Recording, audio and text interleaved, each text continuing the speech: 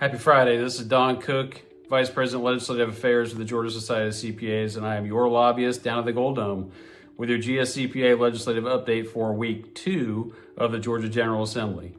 Following what was a longer holiday weekend with MLK Day being Monday, the Georgia General Assembly returned on Tuesday for what was legislative week 2, also known widely as budget week. So this is a week where legislative activity winds up being a little bit lower and limited because we're very focused on fiscal matters and things that are really more focused on the budget side of the ball, with the Senate and House Joint Appropriations Committees meeting Tuesday through Thursday.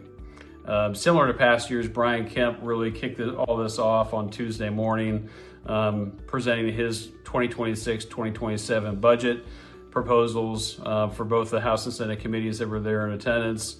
Governor's budget really is something that, again, it launches us into these conversations because that is kind of it's a starting point for that budget conversation.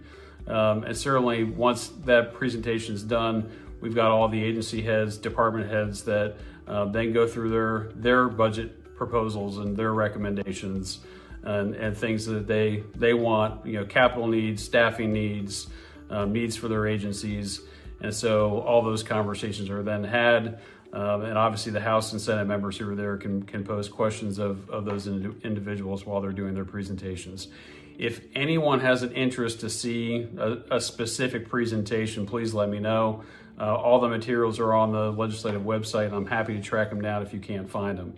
But once we get through that week, really, this is when legislative session really does start to kick off in full swing. So we go from budget week to then on Monday, it's going to be Legislative Day 6. That's January 26th.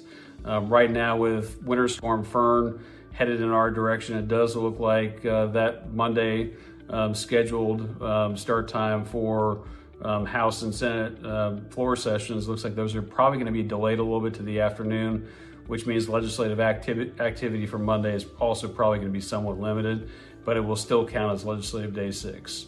So we'll look forward for next week for the legislative session to really kickstart in full swing.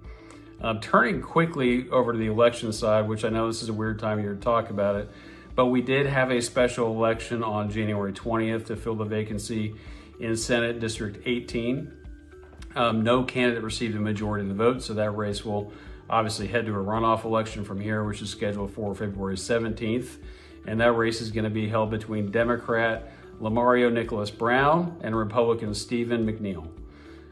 In addition, there are 2 House members who have resigned their posts. So special elections have also been scheduled for March 10th to fill those vacancies.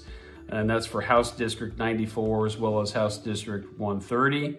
And with that, we're just going to see where those 2 special elections go from there. As always, I really enjoy bringing these developments to you and really enjoy keeping you informed. Please stay tuned for next week's legislative update on Friday for Legislative Week 3.